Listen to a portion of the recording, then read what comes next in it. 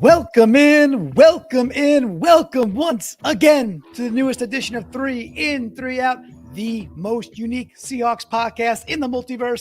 I'm your host, Clinton Bonner. Find me out on Twitter at Clinton Bon.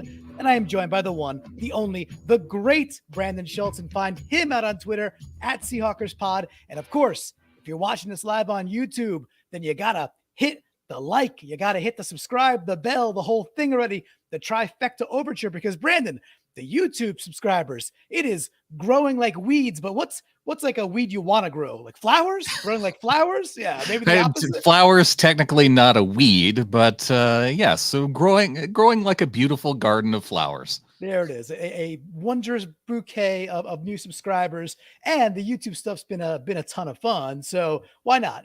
More interactivity, more live shows, more ranting from Adam. Sometimes Adam from the road, which is always a lot of fun, right? And it's been a fun little thing to do, to go live and get people commenting. And we're looking forward to live draft analysis on April 28th, and then of course we're talking about reaction shows this year, Brandan, all the things you and Adam have been talking about for years to get his darn butt out of that mill and doing this, full time, which I think could be wonderful, right? As long as we can keep making it one step closer to Adam not having to be in the mill, I think, whatever we need to do to get there, we're looking at all the ways. All the ways, which includes all the people that are chiming in for the first time, for the last time, for the only time, for the not the last time, to hit the subscribe and get going. We got a hot take right away from Jacob Hawes, who says, draft a banana. Hard to argue with draft a banana, right? I mean, we talked about flowers, maybe fruits. Of the fruit that I would go with, I don't think banana would be my first pick off the board, but with the Seahawks picking at 9, if we're talking about the 9th best fruit, you could probably slow down a pass rusher with a banana. I've seen it in Mario Kart work a plenty of times. So I agree that, you could definitely get at least like a frustrated Wario coming around. The red turtle shell is going to be off the board by number 9. Bullet Bill is going to be off the board by then too. Bullet Bill probably going number 1. That's a great one. Give me the trifecta of mushrooms at the end. That's always good. The star's got to be really, really high up there in the world. Yeah. So the banana peel might just last the number 9 if we were doing a Mario draft, which, by the way, not a bad idea. Not a bad idea at all. In fact, and this week for this 3 in, 3 Out, we're going to be talking about, we like numerology on 3 in, 3 Out. We're going to be talking about our top 3 picks. And, Brandon, I don't think that you profess to be a draft expert. I'll let you say yes or no to that. No, I'm not a draft expert. Right. I don't know why you had to ask for my answer on this. Well, it's one on the record. It's one on the record that you're not a draft expert, nor am I. However, it's been a ton of fun. We are draft morons. Welcome to our draft show. Welcome to our draft show. Do the opposite with Brandan and Clinton, right? And you had some wonderful guests recently on the Seahawkers pod. You had Rob Staten come on. You end up talking with EJ Schneider of Bootleg Football, who really knows his stuff too.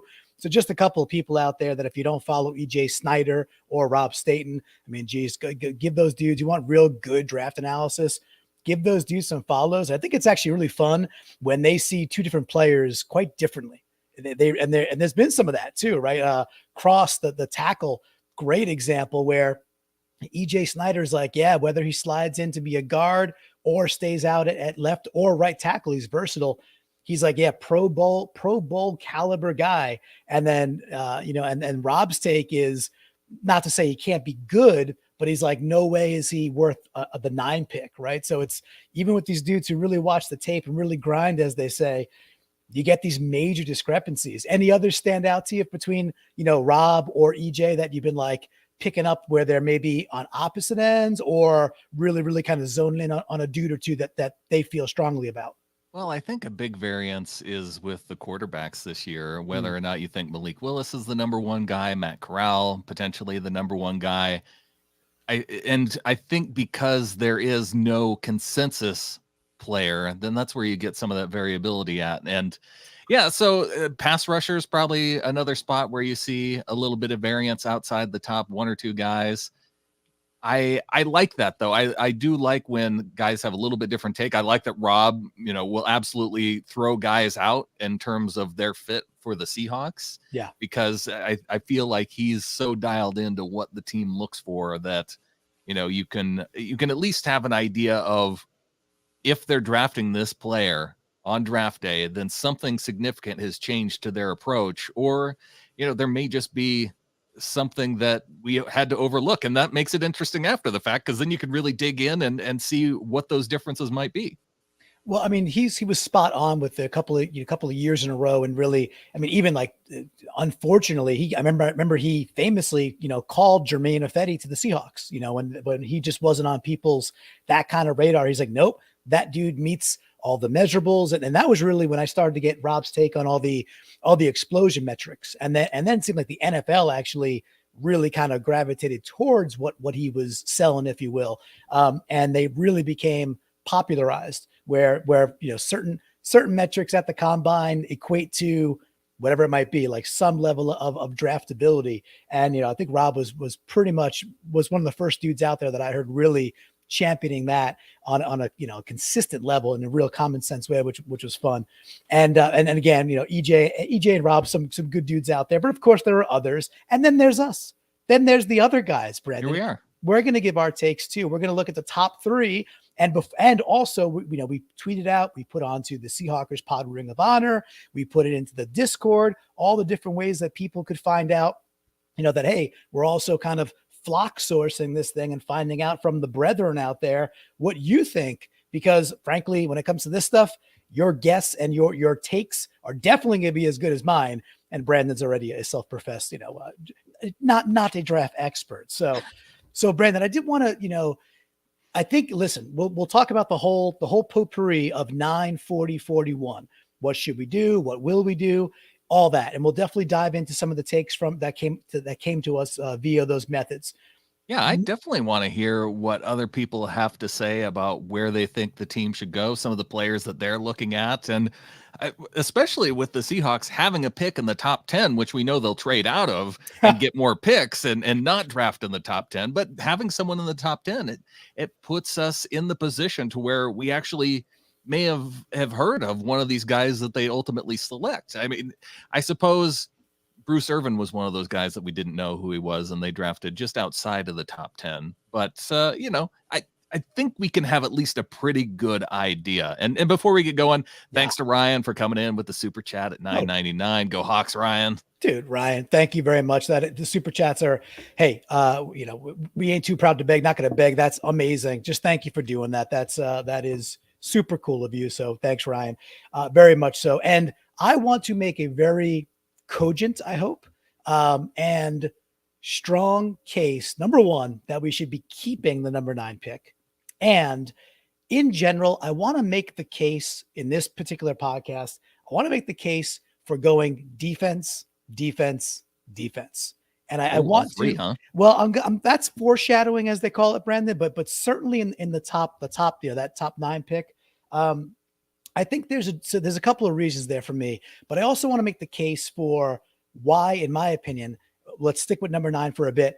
Why the first pick, I feel like, really ought to be edge if the right guy is there, if the right dude is remaining at edge. And I have a litany of things here, like I would call it my argument for edge.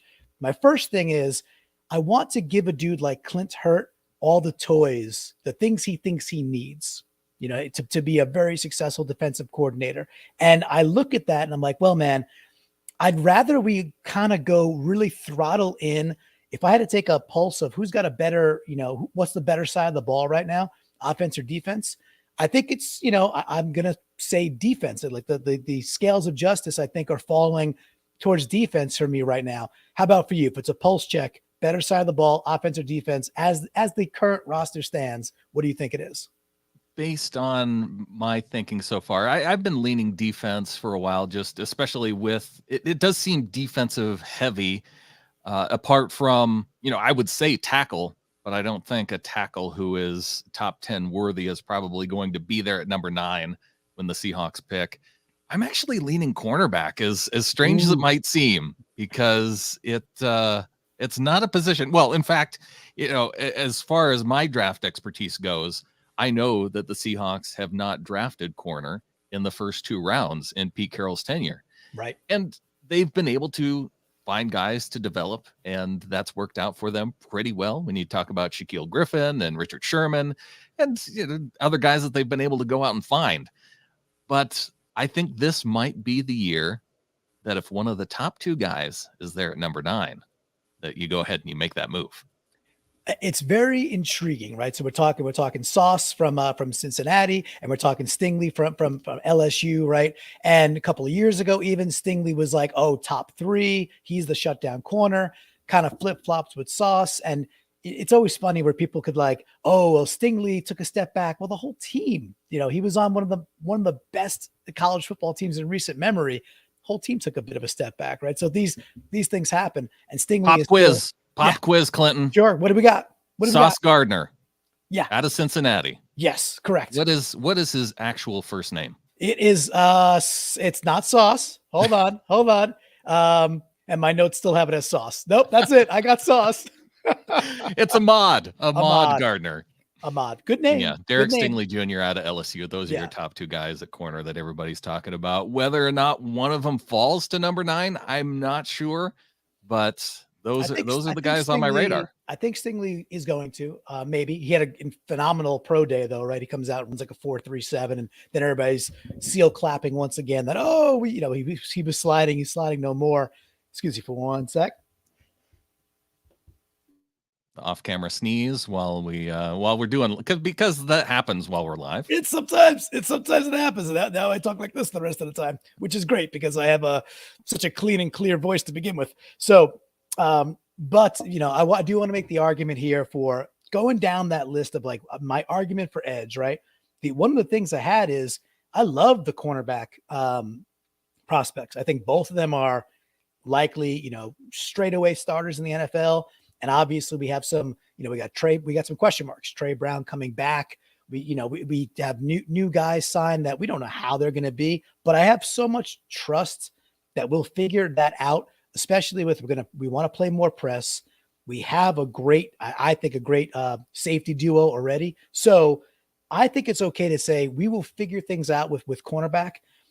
My last argument for edge is that when you can maybe go get a dude like how much excitement would it be for a team that's kind of in this rebuild to get a kind of Micah Parsons type? What happens to this team if we get that freak dude who is constantly disrupting things and like, oh, he plays linebacker. Yeah. The Cowboys play like this 4-2 base where basically he just, go get the quarterback and go set the edge. And Micah Parsons is very good at those 2 things. So if, you probably, the folks out there probably are hearing the breadcrumbs. I am all in on Jermaine Johnson of FSU. I hope he falls. And the type of athlete he is, Brandon, I just want that dude that I think could be the Micah Parsons of 2022.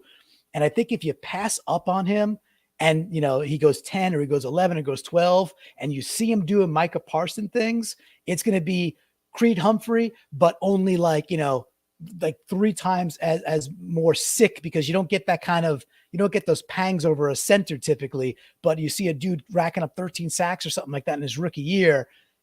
It's going to be hard to be like, how do we pass up on that guy? So Jermaine Johnson's the guy I really want at number 9. So would you be intrigued by that? Would you be cool with that? What's your take on Jermaine? Well, Jermaine was one of the guys that Rob said that if he's there at number 9, yes, that's the guy that you take for the Seahawks.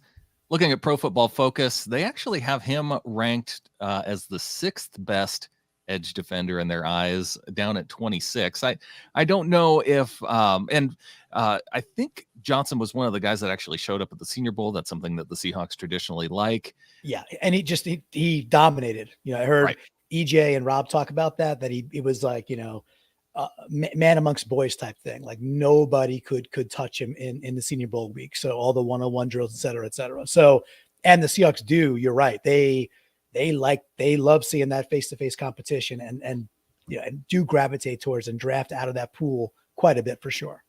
6'5", 254 pounds.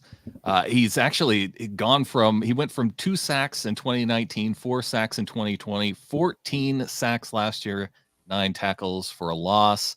Looking at some of the cons from PFF, they say he's an average athlete by NFL standards, which, average at NFL standards, I feel like is still a freak athlete. I don't see that as a con necessarily. No, but then the metrics freaks, right, are going to say, well, but that you don't take a dude like that in the top 10, right? You have to have the elite things that pop off. But I thought his measurables are actually what, besides the tape, I thought his measurables were what got like Rob Staten so much in a tizzy that he did pop off at either his pro day or the combine day. And the other dude we mentioned at the top too, EJ Snyder, when they did a pod recently that was really good. It was like their all ceiling team, which is really cool. So they did a series lately that was like the other guys. It was like, if you can't get Jermaine Johnson, or Trayvon Walker, here's like, the 5, 6, 7, 8th, and 10th best edge dudes to go look at, stuff like that. Then they did the all ceiling team, and EJ also was like, yeah, this dude's ceiling is, perennial Pro Bowl, all pro. So, and I realized, hey, that's ceiling. They're going to really take it to the limit there. So I could kind of take the PFF stuff and probably scooch it to the side and say, these guys do know what they're talking about. And then I got I'm going to Florida in 2 days. And my cousin down there, big FSU guy, I was like, just texting him, like, what do you think of Jermaine Johnson? And he wrote back, beast. Yeah. So, well, and if you want to check out a game of where you're really going to get excited about him, check out his 2021 game against Miami. If you want to check out some Johnson. So yeah, that's I'm looking forward to checking more of him out, especially as we near the draft. And I'm going to be talking to EJ probably a little bit later this week too. And yeah, get some more intel from him on this. Very nice. Yeah, I'm excited about that. And yeah, EJ and the Bootleg Football podcast has become one of my favorites, actually. They're longer form. They'll get on for like an hour and a half, 2 hours, and really dive into stuff. And I kind of like the fact that this is kind of their season. The dude's a Bears fan, right? Lives in Seattle. He's a big Bears fan. So, bless his heart, that ain't easy, right? Because the Bears have been terrible. So he really kind of gets revved up for this being his season. So I always appreciate those types of minds, because they put so much time and effort into parsing this stuff that, man, I'd say 3, 4, 5 years ago, I would roll into draft night and maybe know like 5 dudes, maybe. Yeah. Like 5 dudes, like maybe 10. And then I would read an article about who Seattle might take late. and then we would trade out the first round anyway. Right. So, and that was it. So I think all this great knowledge that's there now with guys like that just makes the process that much more fun. And now I know about so many more players, and I can actually come on and, talk live at least a little bit about some of these dudes, especially but I will say, with a little help from our friends, Brandon. So we put out the feelers to the flock. Right. So, and that was the purpose of hosting this, was to share some other thoughts out there. So why don't we rotate over? I know you got some takes queued up. Do you want to go to Jason's first and foremost? Yep. And Jason had number 9. He had Sauce Gardner there. Kayvon Thibodeau is another player he liked, and then Evan Neal. And I think Jason's recognizing that 3 guys that I believe have been talked about as potential top 10 players maybe won't be there at 9, 40, and 41. But it gives us 3 names to talk about with these first 3 picks. I like that. The Sauce Gardner at 9 is probably Thibodeau might fall because of, whatever challenges he might have. I don't think he's going to. I think the Jets or the Giants, somebody would be like, I don't really care about the quote unquote off the field stuff and just look at the talent. But Jason went, he just said, hey, you didn't tell me I have to live in the world of reality. He just said, these are my top 3. So there you go. Evan Neal is probably going to be absorbed by the Texans or something like that, right? But at the 3 pick, but that's okay. We appreciate that. But he does agree with you that he likes Sauce at number 9, which, by the way, I don't think you actually answered. Are you Sauce or Stingley? Do you have a preference there? I think if I had a preference, I would go with Gardner. I think, who was it in the comments here that pointed out the fact that he had not allowed a touchdown in college, but yes, that also makes it so probably not going to be there at number 9. So there's some rumors that he's creeping up to the top 5, maybe the 6th spot there. But you never know. You just don't know you don't know who's going to fall. You don't know if New Orleans is going to take and package the 2 first they have now to try to get into the top 10 to come grab Malik Willis if that's the guy they really want. So, you kind of feel like there's the best laid plans, and then it's the draft. And you don't know, Clinton, if they will move up. The Seahawks could package some picks together and move up into the top 5. They could. I wouldn't want that. I love if they did anything, I wouldn't mind trading out of 9 if Johnson wasn't there, and trading back a little bit and then kind of rethinking it and getting 4 picks in the top 41 because the pool is supposed to be quite good. So we're in the pool now with Ryan Peterson. He has the take of, I don't even care. I want them to take the best available player at a position of need. And then, unfortunately for our team right now, he happens to list off positions of need: O-line, cornerback, defensive line, and QB. I mean, defensive line, depending on how you look at defensive line in a 3-4, et cetera, I think we need edge help. But again, that's more like that hybrid linebacker type of guy like Nuosu that we just got, or Jermaine Johnson. I think they could use a defensive interior guy if they're looking for someone who can provide some sort of pass rush too. It's just not something that they've had typically. Yes, and I think the defensive line, the real core of it, the up the middle guys, is really good. And so what? Right. Like that's like rotational. And can we generate more pressure from those guys? How much I love Al Woods. I really love Puna Ford. Monet's playing pretty darn good. We got Shelby Jackson, right? That's his last name. I just been calling him Shelby for a couple of weeks. But we got Shelby from Denver. Like, it's a nice rotation. However, who's going to actually go get, who's going to be there to be that disruptor? And I see Tim there with the Jordan Davis take. Now, Jordan Davis jumped off as the freak athlete, incredible. The dude's huge and ended up running what did he run? Under a 4? I want to say under a 4.5. He ran a 4. I think it was a 4.47. And the dude is gigantic. So insane 340 pounds. Yeah. Yeah, exactly. So insane numbers, but without giving away my pick there, 40-41, I think, you may be able to go get that freak Jordan Davis at 9. He'll probably be there. But what if we went edge? We're talking about Jermaine Johnson or someone like that, edge, and could still get somebody that might be just as good as Jordan Davis. So again, a little foreshadowing for me, but I'm with you, Brandon.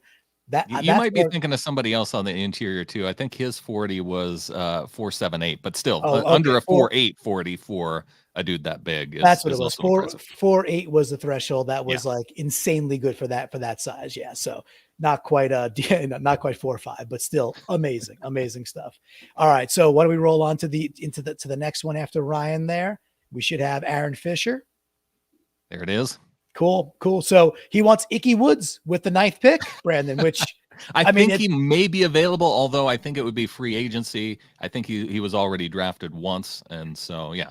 Yeah. How does that work if you've retired for 20 something years and he's still alive, right? I think he was doing the shuffle in the Super Bowl, the NFC Championship or the AFC Championship. I think Icky Woods was flipping coins and stuff like that. So he was there recently, which is quite good. Of course, he is talking about Ikem Ekwonu out of NC State, the tackle. So that's it's not Icky Woods, but I think we'll all be doing the Icky shuffle if the Seahawks get one of the top tackles here at number 9. I don't think and do you see the professionalism where I made sure you had to pronounce, Ekwonu's whole name there? See how I did that? It's pretty nice. I don't think he's going to be there at 9, but again, this wasn't an exercise in not having some reaches there, right? But from everything I can understand from the dudes that I have been listening to, that this guy is an really insane athlete, where they would do where they would pull in the NC State system, right? That's what it was, right? That they would do lots of pulling of the tackles, and not just but cross formation, and not just kickouts to the left, not just a sweep left, Walter Jones student body left to Alexander. but literally cross formation pulling of tackles because the guy's athleticism is just that high. So where there's lots of other tackles that are being talked about, they're like, might not be as athletic. Maybe has to have to kick into guard. With Ekwonu, it's like, nope, this dude's a fire athletic tackle. And if he falls, I'm okay deviating from the defense system and getting an edge. If an offensive tackle of that caliber falls, I just don't think he's gonna. PFF called him the single most dominant run blocking tackle in the country. So if you don't think that sounds good to Pete Carroll and the offensive staff in Seattle, yeah, I don't think that they would allow him to slip by him if he does fall to 9. Yeah, and just to continue with Aaron's philosophy here too, he's looking to say, hey, then trade back into the first round if we can, some combo with a 40 and 41, and then there he's looking to target. Potentially he's really looking to say, hey, with those three, that combination, could we also get our QB of the future? He's throwing out a couple names there as well. Matt Corral. It's Corral, not Coral, right? I think it's Corral. Right, Corral. Yeah. Yep. And I don't think Willis is going to be there, but maybe Corral's there, maybe Howe is there, maybe Ritter is there at that point. And I don't know enough. For me, I'm going to if we take a QB with the first 3 or 4 picks that we have, I'm just going to trust that Schneider and Pete know what they're looking for. I don't really have a dog in that race, except for Malik Willis might be, amazing. He might be the man, but I also don't think we should take him with the 9 spot. Do you have a particular, QB that you've been gravitating more towards or away from? Not necessarily anyone in particular, just because I think there just are so many more important needs that I just don't suspect they'll take quarterback with any of their first 3 picks. But, they may surprise us. They may. So why don't we, but before we go to Josh Duhamel, who's been amazing as it's on screen, why don't we go park about what maybe our 40th pick would be there? So 40 or 41, but let's say our second pick. So, all right, you got your wish, you got sauced, and maybe not that, maybe you got Stingley, but you got your cornerback of the future. Our DBs are looking mighty fine. Brandon, where are you focusing on for pick number 2, our 40th pick? What are you hoping we rein in?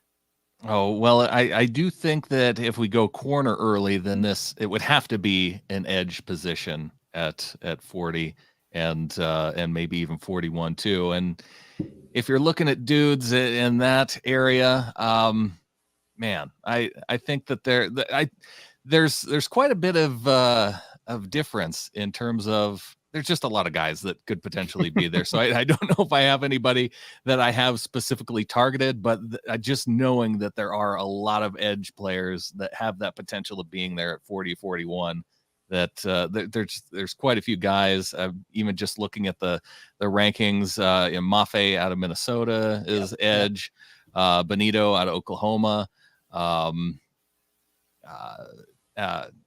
the Penn State dude, Arnold. Yes. We'll just call him Arnold.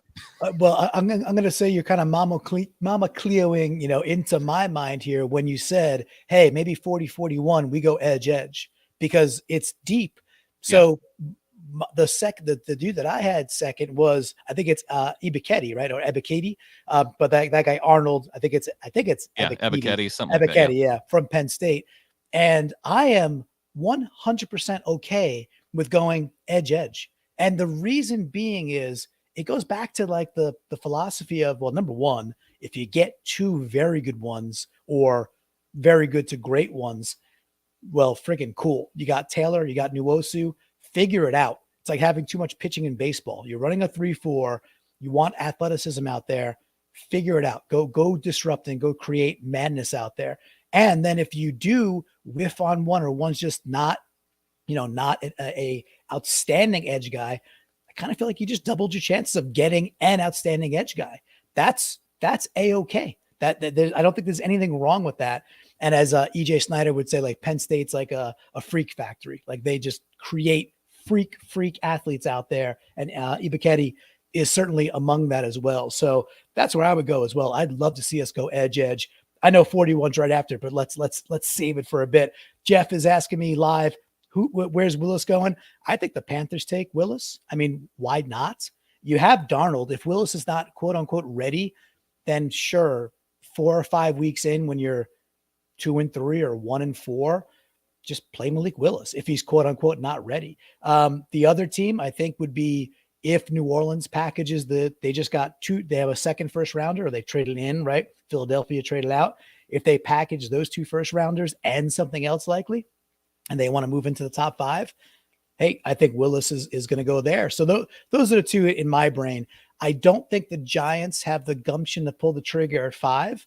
And when Malik Willis is like, wearing a gold jacket in 20 years, it's gonna come back to bite Giants fans right in the what. That's my take. But I don't think they got the gumption to give up on the Daniel Jones train just yet.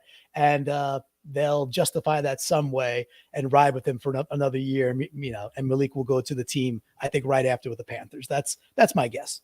Panthers seems like the best guess to me. I'd even throw the Lions in there. Why not have him behind Jared Goff for a year? Yeah, I hear that. The only thing there is like the Lions are they're building a very good team. They've started to shape a really good team. So you got a chance to maybe go get like another. Actually, they already have good tackles. You have a chance to go get like the best defensive tackle in the game, or the top edge guy if they're okay with Thibodeau. I think, or you want the shutdown corner and you say we don't care that it's 2. We want Sauce. I just think they could build differently and live with Goff for another year, knowing that they'll probably be like at best borderline playoffs. Probably not. Probably six wins is probably their ceiling, 6-7 wins, and still be okay with that. And then go try and figure that out next year where there seems to be a better crop. That's just my take. That's if I'm the Lions, that's what I would do this year. I would just keep on getting that. Like this, you don't draft unless you're the Buffalo Sabres. You don't draft like 1 or 2 that many times. You ought not to. So that's for me. I wouldn't go there. That's personally what I'd be doing if I was. What's the guy who bites kneecaps? What's Campbell, right? Dan Campbell. Yep. Dan Campbell, kneecap biter. Very nice. All right, so Brandon, why don't we go down? So why don't we get back to the lectures at hand here with the flock? We had a few more to romp through. Got to give the love to Josh the Human. He's been this guy, by the way, great follow out on Twitter. If you like seeing mock drafts, Josh has been like every day he's putting out 1 or 2, and he's real active out there. And he's in the Discord. I think he's in the Ring of Honor. I'm pretty sure. But either way, Josh is a great follow. You see him on screen there. So he's got stuff on Twitch too. You can follow him on Twitch, and he streams D&D stuff, I think. Yeah. I think he's a dungeon master, does a lot of those. He's got like a big following from my understanding in the D&D world. So that's pretty darn awesome. So Trayvon Walker is one of his picks at number 9. And Walker's actually a guy, it seems like, gosh, I've heard him talked about even potentially going up to number 1 or 2 just because of his freak athleticism. He's one of those guys that everybody loves based off his the relative athletic score that everybody's going off of. And with him being so athletic, a lot of people really liking him. And so, yeah, it's guys like that, though, that you never know if they're going to, they'll be available at 9 or somebody's going to snatch them up early. Yeah, I mean, the tea leaves seem to say like he might be the Lions pick, right? Like that's if Aiden Hutchinson goes first to the Jags, then the Lions are looking at Walker and just being like, again, elite athleticism, amazing pedigree and team that he played on there. And I doubt he'll be there at 9, but if he is, welcome to the Seattle Seahawks. You run the card up at that point. Then he's talking about Abraham Lucas, which is tackle depth, and Abraham Lucas is a big tackle from Washington State, which I kind of find fun because a lot of the folks who are on the West Coast will pick out dudes who are Cougars and pick out dudes who are UW Huskies and stuff like that. And besides being good players, and Josh is following along and really forming his own opinions, but probably just exposure, like getting to see dudes like that more often, which I think is real cool. And then he's also got Kyler Gordon, speaking in the Pacific Northwest, a really rangy quarterback from University of Washington also. So that's, hey, if you can get an amazing athlete on the defensive line, go get a tackle that might be your starting tackle of the future, and then go get cornerback help. Maybe that's a real nice combination too, and just a different way than you were slicing it earlier with going cornerback number 1, Brandon. Oh, absolutely. Yeah. It's and I really don't care necessarily what order they go in. I do think that those are the three areas that you really need to go after. And yeah, Lucas, pass heavy offense. Obviously, Mm. I mean, I guess we did see them take Stone Forsyth, who was primarily a pass blocker in college. And so that may not be a necessarily something that would totally rule out Lucas. Kyler Gordon, I like the fact that he's played outside, played some slot, so that could work out for them well too. Yeah, and let's not forget we have Justin Coleman back, baby. Justin Coleman is back, and he's our slot guy. But not to say you don't draft another one for sure. So we're getting asked here by Clayton Russell asking, sacrilegiously asking if DK gets traded. What do you do there? So what I want you to do, Brendan, is hop on down to in the slides there. Hop on down to Jonathan Stein's drafts, because this would be, I think, pretty similar. Because the dude that he has number one, which is Bernard Raymond. So Seahawks don't have a huge history of going to small schools early. It's something they don't typically do. But you got a tackle from Central Michigan where if they went edge with the 9 pick, let's say Cross is there, but they're like, nope, they went edge. Like I would like them to. Now I don't want them to trade DK Metcalf. I think it's just not necessary for this rebuild. But this is the guy that I can't sit here and profess like, oh, I grinded this tape. No, but I've heard, EJ and others talk about him as being like, hey, this guy has just legit solid NFL beyond potential, could be a really, really strong tackle. So if you trade in DK, I think 16 is actually pretty high for Raymond from where I've seen projections. He could easily slide back into the 20s where the Packers are, the late 20s where the Packers are. So that'd be a dude to answer you, Clayton. That'd be a guy that if we went defense early and had that extra pick, hey, I love getting a 5th-year option on what could be a franchise level tackle. That feels like a pretty good place to, when you have 2 first rounders, one you could take more of a chance on from a small school. So good way to answer that for me at least. And then Brandon, as you're looking at Jonathan's run here, he traded back, so he gets a 4th pick, and you can kind of see what he did with it. What are you thinking about the way he shared the wealth with the 4 picks? Well, you end up being able to address multiple areas there. And I think that's the reason why we see, or why I think we can expect the Seahawks to trade out of that number 9 pick, because then you're still drafting right around the top 15. And then you have 3 more picks that are in the top 50. So 4 picks in the top 50 overall. With the depth of this draft, I think that is going to make a lot of sense for this team. So yeah, I think that was captured here. And I can't really argue with any of these picks. No, they're all, and again, this is just me absorbing what I hear out there, watching a little bit of film, but these are names that you hear constantly thrown around in the top 50 as like, these guys can play flat out. Like Nick Benito, you mentioned him earlier, not only being a boomer sooner there, but another dude that maybe not on the, Jermaine Johnson level, maybe, but he's extremely fast, extremely quick player out there from what I understand. And maybe he is, maybe he can be that 10 plus sack guy, 12 plus sack guy. The thing, again, I'll go back to Jermaine Johnson that I've really kind of grown to keep hearing about him is like, yeah, he got the 14 sacks, and the dude's amazing at setting the edge against the rush. Like he's not some one trick pony. It's like, no, that dude could be out there all 3 downs. He's not a rotational piece you have to bring in there. He's legit, Pro Bowl potential out of the gate. And again, I just keep saying it. If we get a chance to get a Micah Parsons, how fun will that be? We could roll the dice a bit more this year because, the expectations of even sniffing the playoffs are really low right now, which is, that's fine. We've been in the playoffs, almost 10 years in a row, basically. We missed 1 year because of bad field goal kicking, right? So that's okay. So I'd love to see us take a few more chances. And then Brandon, why don't you and I talk about our 3rd pick? I'll take it away. I said defense. You foreshadowed and said, hey, even though we already have a good defensive tackle, just lineup with dudes, well, what about getting guys that maybe can disrupt a bit too? So I'm going to go to my alma mater and say UConn with Travis Jones. And if you look at Travis Jones's size and look at his numbers at the combine, and UConn's a bad football team.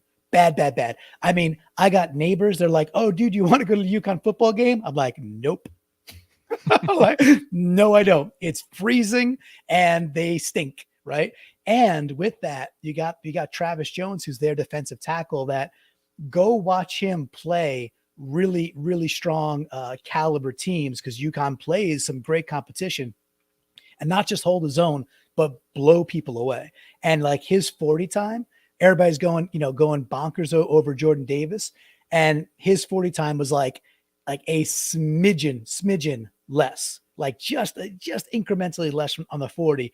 So we're talking about very much so a same kind of athlete of a guy that is storming up the board here. And Travis Jones is just the guy that's just, holy crap. Could you get that? He's not as big as Vince Wilfork, but can you get that dude in the middle that is not only a run stuffer, but can really, we call that, we always talk about that crumple zone, right? The old Volvo commercials, the whole thing crumples in, the dummy's fine. Can we get that kind of big body that just crumples that pocket, and you get athletes around him in a 3-4, you could start to cause havoc. And that's what I think we need to do. So Brandon, I'm hitting the defense button, and I want us to lean into that, because I think, honestly, I think it'd be the most fun thing we could do, not just for the draft, but what it will cause for this year, man. Larry says, go Trevor Penning with my third pick. And I don't, you know what? I'm going to go offense with my third pick.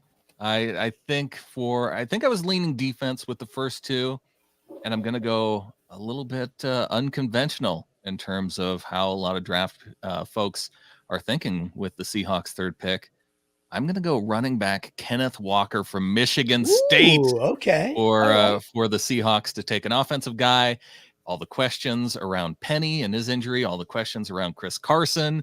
If you want a guy who can go out and run some dudes over, break some tackles, get Walker. He had 20 broken tackles just against Miami last year, 89 broken tackles on the season for Walker.